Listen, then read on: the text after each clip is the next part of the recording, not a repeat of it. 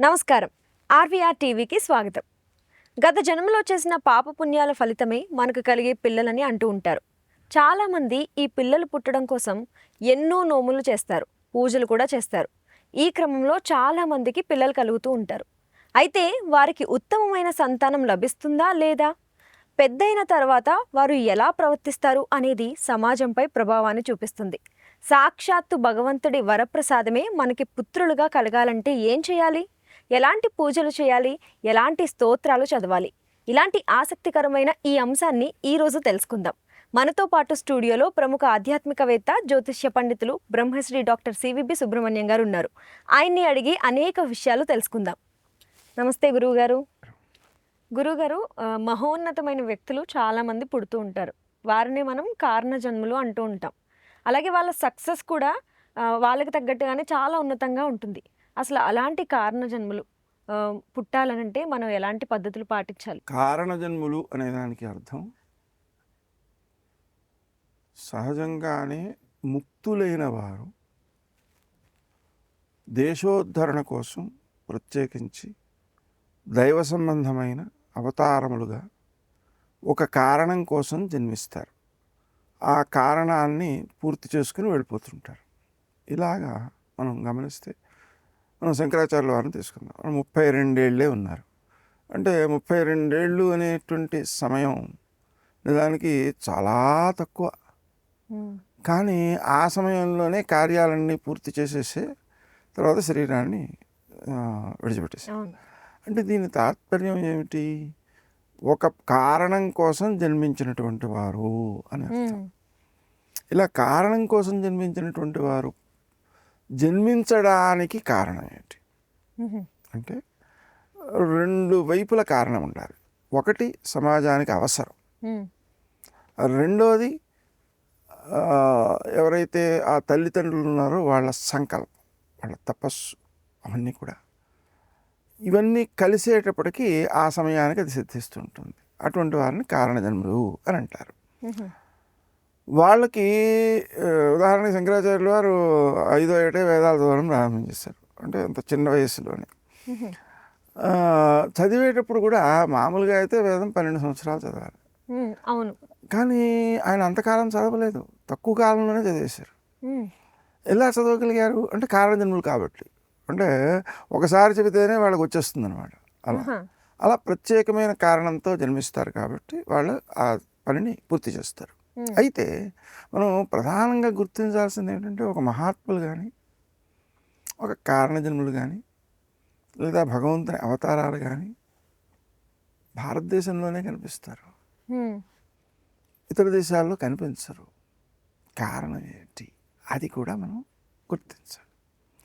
దానికి ఒక కారణం కాదు, చాలా కారణాలు ఉంటాయి. ఆ చాలా కారణాల్లో ఏమవుతుంది అంటే, మొట్టమొదట వివాహం అనే దాని ప్రయోజనం ఏమిటి అనేది ప్రారంభమవుతుంది. వివాహం అనే దాని యొక్క పరమ ప్రయోజనం ఏంటంటే ఉత్తమ సంతానాన్ని సమాజానికి అందించటం. మరో ముఖ్య ప్రయోజనం ఏంటంటే తమ పితరులను ఉద్ధరించటం. ఈ రెండు విషయాలు వర్తమాన కాలంలో అప్రధానమైపోతున్నాయి. అది ప్రధాన సమస్య. ఒక అమ్మాయికి ఓ హిప్నటైజ్ చేశాడు. నేను అక్కడ ఉన్నాను క్లాసులో. హిప్నటైజ్ చేస్తే అసలు ఎందుకు చేయాల్సి వచ్చింది అంటే, ఆమె అడిగింది, మా అమ్మకి నాకు పట్టం లేదండి ఎప్పుడును. ఎందుకు పట్టం లేదు?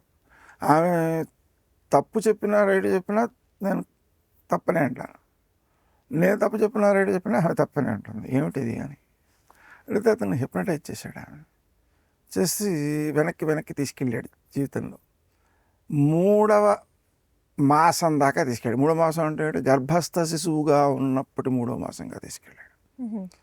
ఆమె అంటోంది, నన్ను చంపాలనుకున్న వాళ్ళతో నేను ప్రేమ ఎందుకు చూపించాలి అని అంది. ఆమెను బయటకు తీసుకొచ్చి అడిగాడు.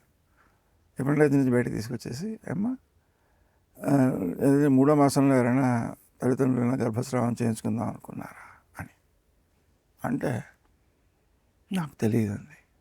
అంటే ఆమె తెలిసి చెప్పలేదు ఆ మాట, తెలిసి అనలేదు ఆ మాట.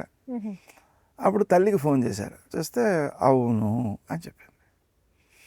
అంటే ఇప్పుడు ఏమిటైంది, గర్భస్థ శిశువుగా తల్లి మీద ద్వేషాన్ని పెంచుకునేటువంటి స్థితిలోనే పుట్టింది అమ్మాయి. ద్వేషాన్నంటూ పెట్టుకున్న తర్వాత అవతల వాడు చేసేవాడిని తప్పులుగానే కనిపిస్తాయి. తప్పులుగా కనిపించేటప్పటికి ఏమైపోయింది అంటే, తల్లిని అస్తమానం తప్పడుతుంటే, తనని అస్తమానం తప్పడుతుంటే ఆమెను కూడా తప్పట్టడం ప్రారంభించింది ఆత్మరక్షణ కోసం తల్లి. ఇలా ప్రారంభమైపోయింది. మీరు వర్తమానంలో గమనిస్తే తల్లిదండ్రులను ఎదిరించే బిడ్డలు ఎక్కువ మంది కనిపిస్తున్నారు. నా దగ్గర ఒక పిహెచ్డి చేసేటువంటి విద్యార్థి పిహెచ్డి చేశారు. ఆ పిహెచ్డిలో టాపిక్ ఏమిటి అంటే క్యాన్సర్. ఈ క్యాన్సర్ గురించి మామూలుగా అయితే అన్ని చోట్ల అందరికీ వివరాలు దొరకడం కష్టం. కానీ ఆయన ఒక మెడికల్ మందులకు సంబంధించిన నిర్ధారణ చేసే క్వాలిటీని నిర్ధారణ చేసే దాంట్లో ప్రధానమైన వ్యక్తిగా ఉన్నందువలన మనకి ఆ హాస్పిటల్స్ వాళ్ళు సహకరించారు. వాళ్ళకి అవసరాలు ఉంటాయి కదా, ఆ సహకరించడం వలన వివరాలన్నీ తీసుకుంటే క్యాన్సర్ మరణాలలో 85% పుట్టిన నెల లోపల జరుగుతున్నాయి అనే విషయం తేలింది. అటువంటి మరణాలు అందరికీ తెలియవు. ఏదో పిల్ల పుట్టాడు పోయాడు అనే భావనే ఉంటుంది తప్ప ఇతను క్యాన్సర్తో పోయాడు లాంటి విషయాలు పెద్దగా వాడుకలోకి రావు, ప్రచారంలోకి రావు. కానీ అది జరుగుతుంది. అప్పుడు అలా జరుగుతున్నప్పుడు ఆయన నా దగ్గరికి వచ్చి విషయాలు సంప్రదిస్తుంటారు. నేను గైడ్ ఆయనకి అందుకని సంప్రదిస్తుంటాడు. అవునండి, ఇలాగా మామూలుగా అయితే క్యాన్సర్, షుగర్, మన సిగరెట్ తాగడం అని, లేకపోతే తండ్రి సిగరెట్ తాగడం అని, లేకపోతే ఇంకా ఏవో కారణాల వల్ల కొంత వయసు వచ్చిన తర్వాత క్యాన్సర్ రావడం అనేటువంటిది సహజమేను. కానీ ఈ నెల లోపల పిల్లలకి క్యాన్సర్ ఎందుకు వస్తుంది అని అడిగారు. అయితే నాకు అంత క్రితం కొంత అనుభవం ఉంది. ఏంటంటే మా బంధువుల్లో ఒక వ్యక్తి యొక్క జాతకంలో కుజుడు అనేటువంటి గ్రహము ఆయుస్థానంలో అష్టక వర్గులో ఒక 12% బలం ఇచ్చాడు. ఎక్కువ 50% పైన ఉండాలి, 12% బలం ఇచ్చాడు. అది చూసి అలా భయపడ్డాను. వాళ్ళతో చెప్పకూడదు ఇలాంటివి. అందుకని అయితే ఇంతట్లో ఎందుకు వచ్చింది ఆ విషయం అంతాను అంటే, వాళ్ళిద్దరు ఆ అమ్మాయికి ఒక అబ్బాయితో పెళ్లి చేస్తున్నారు. పెళ్లి చేసే ముందు నాకు చూపించారు అన్నమాట. పెళ్లి నిశ్చయం అయిపోయిన తర్వాత అలా చూపించేటప్పటికి ఇప్పుడు నేను ఏమనాలి, ఏమనడానికి లేదు. జరుగుతున్న దాన్ని వాళ్ళు అంత ముందుకు వెళ్ళిపోయిన తర్వాత నేను ఇలాంటి విషయం అని చెప్పడానికి లేదు. అలాంటి పరిస్థితుల్లో నవరత్న ధారణ చేయమని అమ్మాయికి లేకట్టుగా ఇవ్వడం జరిగింది. అయితే పెళ్ళి అయిపోయింది. వాళ్ళకి ఆ నవరత్నాల లేకట్టులో పగడం అనేది పోయింది. ఆ పగడం అయిపోతే ఆ అమ్మాయి నన్ను అడగాలి, న్యాయంగా అడగలేదు, చెప్పలేదు, పక్కన పెట్టేసింది. ఆ సమయంలో ఆమె గర్భవతి అయింది. గర్భవతి అయిన తర్వాత చేసే టెస్టుల్లో తేలిన విషయం ఏంటి, క్యాన్సర్ ఉంది అని. అమ్మాయికా గర్భవతిగా ఉంది కాబట్టి క్యాన్సర్కి సంబంధించిన మందులు వాడకూడదు, వైద్యం చేయకూడదు. అందుకని అది పిల్ల పుట్టేంత వరకు ఆగిన తర్వాత వైద్యం చేసే పరిస్థితికి చాలా ముదిరిపోయింది. ఆమె దక్కలేదు.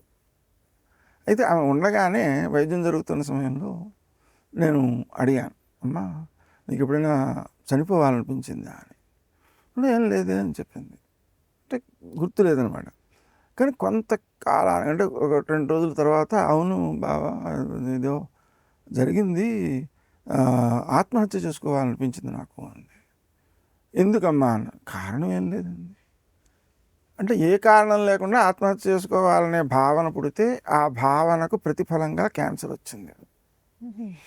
అంటే మరణమునకు సిద్ధపడుట అనేటువంటి దానివల్ల క్యాన్సర్ వచ్చింది. ఎందుకు అంటే ఇప్పుడు కుజుడు సైన్యాధ్యక్షుడు.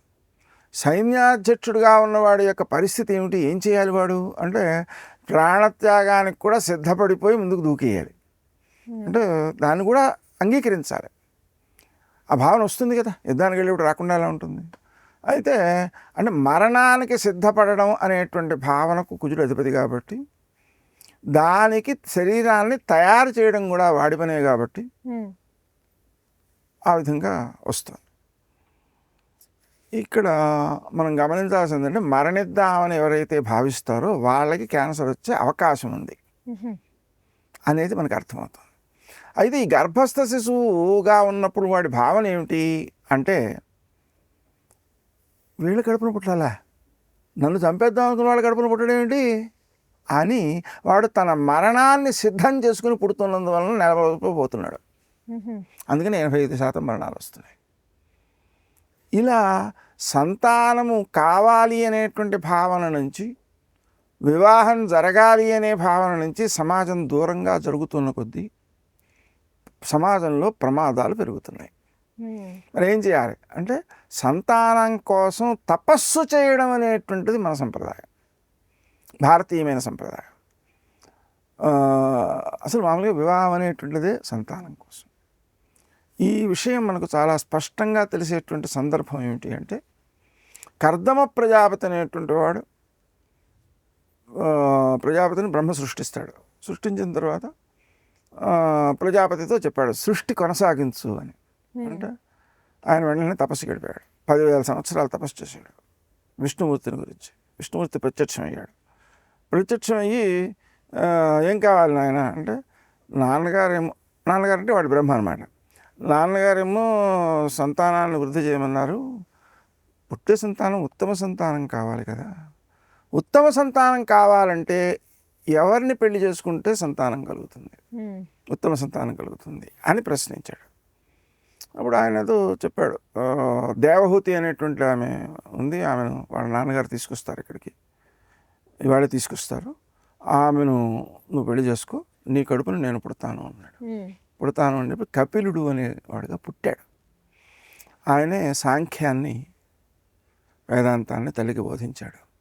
ఇక్కడ మనం గమనించాల్సింది ఏమిటి అంటే ఉత్తమ సంతానం కోసం వివాహం అని.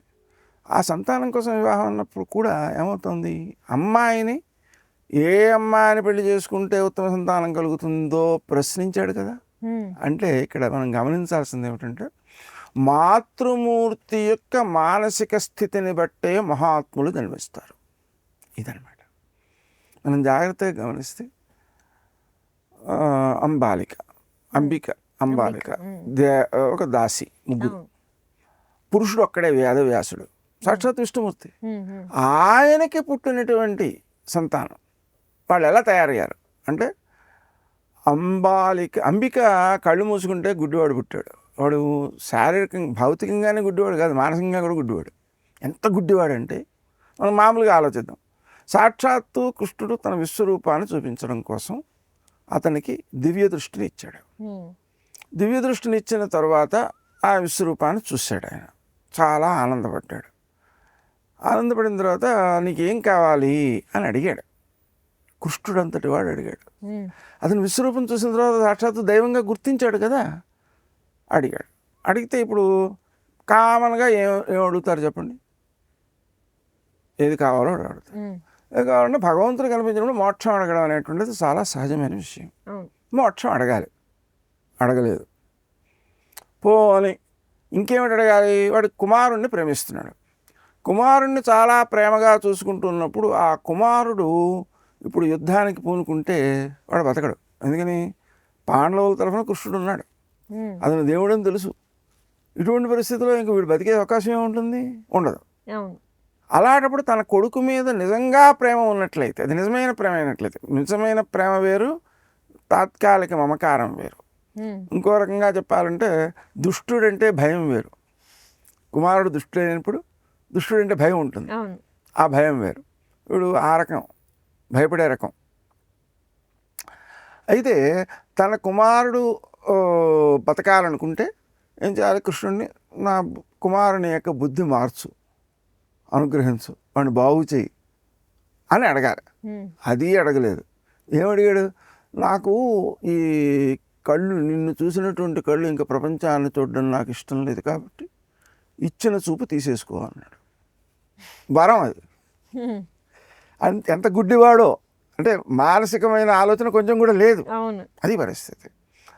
అటువంటి గుడ్డివాడు పుట్టాడు. ఎందుకని ఆమె భయంతో చూసింది, కళ్ళు మూసుకుంది.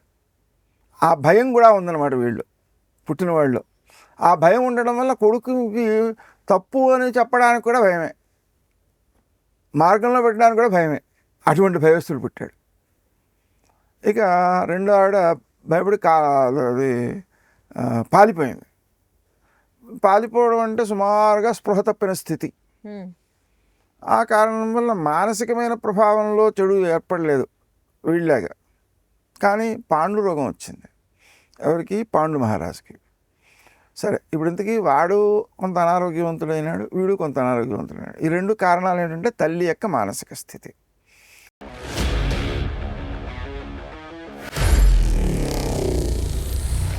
Honor Signatus, the biggest gated community in the heart of the city. Spacious 3, 3.5 and 4 BHK apartments at Kukatpalli, High-Tech City. 27.5 acres, 18 towers, G+25 floors, 1695 to 3815 square feet unit sizes. For more details, search for Honor Signatus. దాసి మాత్రం పరమభక్తితో ఉంది. పరమభక్తుడు, వీళ్ళిద్దరికీ కూడా సలహాలు ఇవ్వదగినటువంటి వాడు, జ్ఞానాన్ని ఉపదేశించదగిన వాడు అయినటువంటి దాసీపుత్రుడిగా శూద్రుడిగా జన్మించాడు. అతనే మొత్తం సాత్వికతకు పెట్టింది పేరు. ఎంత గొప్ప విశేషం అంటే కృష్ణుడు దుర్యోధనుడు భోజనానికి పిలిస్తే వాడి దగ్గరికి వెళ్ళనని చెప్పేసి అంటాడు, భోజనం పృచ్ఛసే రాజన్, భోజనానికి పిలుస్తున్నావా, కానీ ఆదరం నైవ పృచ్ఛసి, ఆదరం ఏం లేదు నీ దగ్గర. భోజనం గత జీర్ణం స్యాత్, భోజనం గత జీర్ణం స్యాత్ అంటే భోజనం కొన్ని గంటల్లో జీర్ణం అయిపోతుంది. ఆదరం త్వజరామరం, ఆదరానికి మాత్రం ముసలితనం లేదు, చావు లేదు అంటాడు. అటువంటి ఆదరం అనేటువంటి దాని యొక్క ప్రాధాన్యం చెప్పాడు అక్కడ. అటువంటి ఆదరం ఉంది విదురుడి దగ్గర. ఆయన ఇంటికి వెళ్ళి ఆవిడ అరటిపళ్ళు వదిలేసి తొక్కలు పెడితే తొక్కలు తిని ఆనందించాడు కృష్ణుడు. మళ్ళీ అరటిపళ్ళు కూడా పెడుతుంటే నాకు రుచి బాగాలేదండి. ఎందుకని? మొదటి దాంట్లో నేను పెడుతున్నాననే భావన లేదు, కృష్ణుడు తింటున్నాడనే భావన లేదు, లీనం వైపే పెట్టేసింది. అప్పుడు కదా తొక్కలేసి పెడుతున్నాడో అరటిపండు పెడుతున్నాడో తెలియంది అప్పుడే కదా. రెండో మాట నేను పెడుతున్నాను అనే భావనతో పెట్టింది, అహంకారం ప్రారంభమైంది. కాబట్టి రుచిగా లేవు అన్నాడు లాగా. సరే, మొత్తం పైన స్త్రీమూర్తి యొక్క మానసిక స్థితిని అనుసరించే సంతానం కలుగుతుంది. కాబట్టి లోకంలో సామాన్యంగా స్త్రీలు మంచి భర్త రావాలని నోములు నోచుతూ ఉంటారు, అలాగే పిల్లలు కలగాలని కూడా నోములు నోచుతూ ఉంటారు. మంచి వివాహం జరగడం కోసం, మంచి భర్త రావడం కోసం ఆమె తపస్సు చేస్తే, ఆమె నోములు నోస్తే ఆమెకు ప్రయోజనం. కానీ పురుషుడు తపస్సు చేస్తే వంశానికి ప్రయోజనం, దేశానికి ప్రయోజనం. అంతే కదా. ఎందుకని? ఉత్తమ సంతానాన్ని ఇచ్చేటువంటి అమ్మాయి నాకు లభించాలనే జపం చేస్తే, తపస్సు చేస్తే, దానాలు చేస్తే వంశమంతా బాగుపడిపోయింది. అందుకని ఈ నోములు వ్రతాలు స్త్రీలు చేయడం కంటే కూడా పురుషులు చేయడం అనేటువంటిది అత్యావశ్యకం. దానికే కర్దమ ప్రజాపతి సంకేతం. ఇక సంతానం కోసం తపస్సు చేసేటువంటి ధోరణి ఒకటి ఉంది. మనం గమనిస్తే మన ప్రాచీనంలో సంతానం కోసం తపస్సు చేయడం అనేది ఉంది. ఉదాహరణకి అంటే ఉత్తమ సంతానం కోసం అని అర్థం. ఈ శంకరాచార్యుల వారని చెప్పాను ఇందాక, వారి తల్లిదండ్రులు కూడా శివారాధన చేశారు. కలలో శివుడు ప్రత్యక్షమైనాడు, మీకు సంతానం కలుగుతుందని ఆశీర్వదించాడు. ప్రతివారు ప్రతిరోజు గుడికి వెళ్ళి అక్కడ కొద్దిగానైనా పెరుగు భగవంతునికి సమర్పించి ప్రపంచంలో ఉండేటువంటి సకల జీవులకు కూడా ఉత్తమ సంతానం కావాలి, ఉత్తమ పౌరులు జన్మించాలి, ధర్మరక్షకులు జన్మం పొందాలి అని కోరడం ఒక పక్షం. రెండోది ఇంకోటి ఉంది, అదేమిటంటే దానికి స్తోత్రం ఒకటి, అభిలాషాష్టకం అంటారు. మీరు నెట్లో వెతికితే దొరుకుతుంది. ఈ అభిలాషాష్టకం రోజు ఒకసారి కానీ ఇంకా ఎక్కువ సార్లు అయితే ఇంకా మంచిది 11 సార్లు 21 సార్లు అలాగా. అభిలాషాష్టకం పారాయణ చేసినట్లయితే దానివలన సాక్షాత్తు శివుడే కుమారుడిగా జన్మించి ధర్మాన్ని రక్షిస్తాడు అని. కాబట్టి సంతానం పొందాల్సిన వాళ్ళే కాదు, సంతానానికి అవకాశం అయిపోయిన వాళ్ళు కూడా అందరూ ఏమని కోరాలి అంటే సకల జీవులకు సాక్షాత్తు శివుడే పుత్రుడుగా జన్మించి ధర్మాన్ని కాపాడాలి అనేటువంటి కోరికతో అభిలాషాష్టకం ప్రతిరోజు పారాయణ చేయడం, దానితో పాటుగా పెరుగు కూడా గుళ్ళో ఇస్తూ ఉండడం, లేదా ఎవరికో ఒకరికి ఇస్తూ ఉండడం. ఇచ్చేటప్పుడు మాత్రం ఎదుటి వ్యక్తిలో దైవాన్ని దర్శించి ఇవ్వాలి. ఎంతో కొంచెమైనా సరే ఇవ్వాలి. అలా ప్రతిరోజు పెరుగు దానం చేసినట్లయితే మన పుత్రులు కూడా మనకు అనుకూలుగా ఉంటారు, వాళ్ళు సుత్తములు అవుతారు, సజ్జనులు అవుతారు, సమాజానికి పనికొచ్చే వాళ్ళు అవుతారు, అన్యాయాన్ని సహించిన వాళ్ళు అవుతారు, ధర్మాన్ని కాపాడే వాళ్ళు అవుతారు. అందుకోసం ఈ 2 కృత్యాలు అభిలాషాష్టకం పారాయణ చేయడం, ఇది సకల జీవులకు శివుడే కుమారుడు కాబట్టి ధర్మం రక్షించాలి అనే కోరికతో, సకల జీవులకు ఉత్తముడైనటువంటి సంతానమే కలగాలి, ధర్మాన్ని రక్షించాలి అనే కోరికతో పెరుగు దానం చేయడం అనే 2 క్రియలు చేసినట్లయితే వర్తమాన కాలంలో సమాజం బాగుపడుతుంది. ఎందుకంటే సమాజం చాలా ఆ ధర్మం విషయంలో విపత్కర పరిస్థితిలో ఉంది, దాన్ని దాటాలి. అంటే ధర్మం చేసే అవకాశం ఉన్న వాళ్ళు బద్ధకం చేత చేయట్లేదు, ధర్మం చేయడం ఇష్టం లేని వాళ్ళు ఇష్టం లేక చేయట్లేదు, ధర్మాన్ని నిందించేటువంటి వాళ్ళు నాస్తికులుగా చేయట్లేదు, ఇతర ధర్మాలు అనుకుని ఇతర మతాలను ఆశ్రయించినటువంటి వారు ఈ ధర్మాన్ని పాటించకూడదని పాటించడం మానేస్తున్నారు. ఇంకెవరు చేస్తారు? అందుకని ధర్మో రక్షతి రక్షిత కాబట్టి రక్షించబడినటువంటి ధర్మం సమాజాన్ని రక్షిస్తుంది కాబట్టి మనం చేయాల్సిన అవసరం చాలా ఉంది. సరే, ప్రస్తుత అంశంలో ఈ రకంగా తపస్సు చేసి సాధించినటువంటి వారే ఇటువంటి ఉత్తమ సంతానం. అయితే భారతదేశంలోనే ఉత్తమ సంతానం అనే భావన ఉంది, మిగిలిన దేశాల్లో లేదు అది. అయితే ఈ ఉత్తమ సంతానం కలిగి ఇలా పవిత్రమూర్తులుగా వాళ్ళు తయారవడానికి మూల కారణం ఏమిటి అంటే మాతృమూర్తులు. ఏమిటి ఆ మాతృమూర్తులు చేసేటువంటి పని? భారతదేశంలో ఉన్న ఆ ప్రత్యేకతలు ఏమిటి ఇలాంటి ఉత్తమ సంతానం కలగడానికి అంటే జాగ్రత్తగా ఆలోచన చేయండి. వివాహానికి ముందు 2 జాతకాలు కలిసాయా లేదా అని చూస్తారు. ఆ కలిసాయా లేదా చూసాడు సంతానం అనుకూలంగా ఉందా లేదా చూస్తారు. ఎందుకంటే పురుష జాతకంలో షట్ క్లీబ యోగాలను ఉన్నాయి, అంటే నపుంసక యోగాలు. అలాంటి నపుంసక యోగాలు ఉన్నటువంటి జాతకంతో వివాహం చేయకూడదు. అలాగే వంధ్యాయోగాలు ఉంటాయి స్త్రీ జాతకంలో, అటువంటి జాతకంతో వివాహం చేయకూడదు. అంటే ఉత్తమ సంతానం చూసి చెయ్యాలి అని అర్థం. దానికోసం అంటే ఉత్తమ సంతానం కోసం చెయ్యాలి. అయితే అలా చేసేటప్పుడు కొన్ని అవకాశాలు భారతదేశంలో పాటించబడుతున్న నియమాలు ఉన్నాయి. 1, అలా పొంతనాలు చూడడం. 2, వివాహానికి ఉత్తమమైనటువంటి సమయాన్ని నిర్దేశం చేసి ముహూర్తం పెట్టడం. అలాగే గర్భధారణకు ఉత్తమ సమయాన్ని నిర్ధారణ చేసి ముహూర్తం పెట్టడం. ఎందుకంటే సంధ్యాకాలంలో పుట్టిన వాళ్ళు హిరణ్యకశిపుడు హిరణ్యాక్షుడు లోక కంటకులు అయిపోయారు, అందుకని దానికి ముహూర్తం పెట్టడం. అలాగే గర్భవతిగా ఉన్నప్పుడు సీమంత పుంసవనాలక సంస్కారాలకి ముహూర్తం పెట్టడం. గర్భవతిగా ఉన్నప్పుడే ప్రహ్లాద చరిత్ర మొదలైనటువంటి ఆధ్యాత్మిక విషయాలు వాళ్ళకి బోధించడం, తల్లికి బోధించడం. ప్రహ్లాదుడు నారదుడు వల్ల నారాయణ మంత్రాన్ని గర్భశిశువుగానే నేర్చుకున్నాడు. అలాగే పుట్టిన వెంటనే జాతకర్మ సంస్కారం అనే పేరుతో దానాలు చేయడం.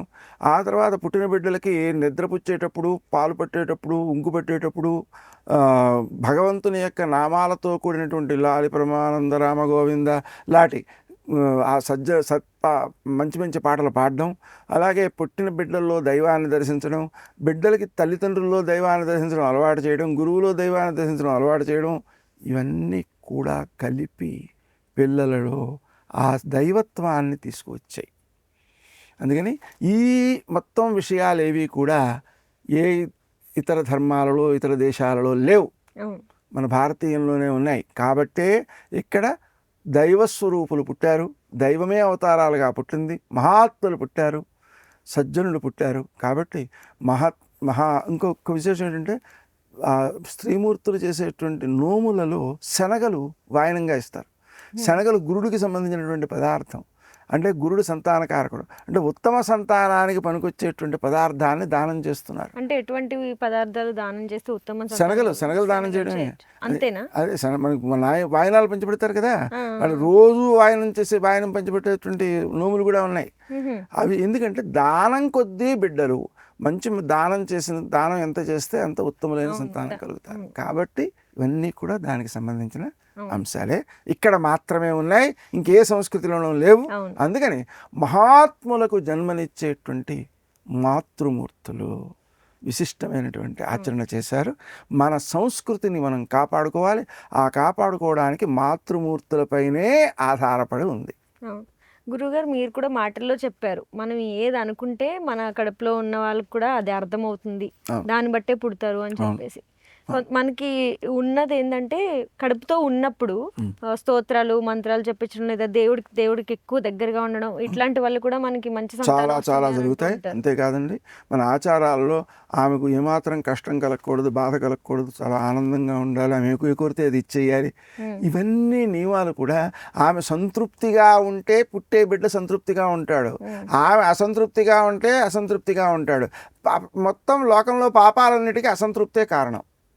కాబట్టి వాడు సంతృప్తిగా ఉండాలి, అప్పుడే సజ్జనుడై పుడతాడు. కాబట్టి ఆమెను సంతృప్తిగా ఉంచాలి, ఆమెను గౌరవంగా ఉంచాలి, ఆమెను అందరూ ప్రేమిస్తూ ఉండాలి, అందరూ కూడా ఆమెను జాగ్రత్తగా పువ్వులో పెట్టి చూసుకోవాలి. ఇవన్నీ నియమాలన్నీ పుట్టబోయే బిడ్డ సజ్జనుడు కావడానికి ఉపకరించేటువంటి నిశ్చయమైన అభిప్రాయాలు. ఇవి ఎక్కడ ఏ దేశంలోనూ లేవు, ఇక్కడే ఉన్నాయి. అందుకని మనం వాటిని, మన సంస్కృతిని కాపాడుకుంటే ఉత్తములు కలుగుతారు. చాలా చక్కగా వివరించారు గురువుగారు. ఇంత చక్కటి ఎపిసోడ్ మా అందరి కోసం అర్థమయ్యేలా చెప్పినందుకు, మాకు మా ప్రేక్షకులకి ఇంత బాగా ఎక్స్ప్లెయిన్ చేసినందుకు సంతానం గురించి చాలా ధన్యవాదాలు. అందుకని మాతృమూర్తులందరికీ ధన్యవాదాలు. మన సంస్కృతిని కాపాడండి, ఉత్తమ సంతానాన్ని సమాజానికి అందించండి. గురువుగారు, సంతానానికి సంబంధించి మాకు మా ప్రేక్షకులకి ఇంత బాగా వివరించినందుకు ధన్యవాదాలు. చూశారు కదా గురువుగారి మాటల్లో, ఈ సంతానానికి సంబంధించి ఎన్నో విషయాలని, అద్భుతమైన విషయాలని, పాటించవలసిన పద్ధతుల్ని చాలా చక్కగా మనందరికీ అర్థమయ్యేలా చెప్పారు. మరిన్ని ఇలాంటి ఎపిసోడ్స్ కోసం చూస్తూనే ఉండండి మన ఆర్వీఆర్ టీవీని. సబ్స్క్రైబ్ చేయండి, లైక్ చేయండి, షేర్ చేయండి. అలాగే మీకు ఎటువంటి సందేహాలున్నా కింద కమెంట్ సెక్షన్లో కమెంట్ చేయండి.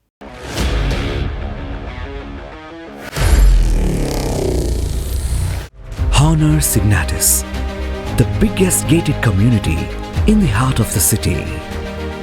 Spacious 3, 3.5 and 4 BHK apartments at Kukatpalli, High-Tech City.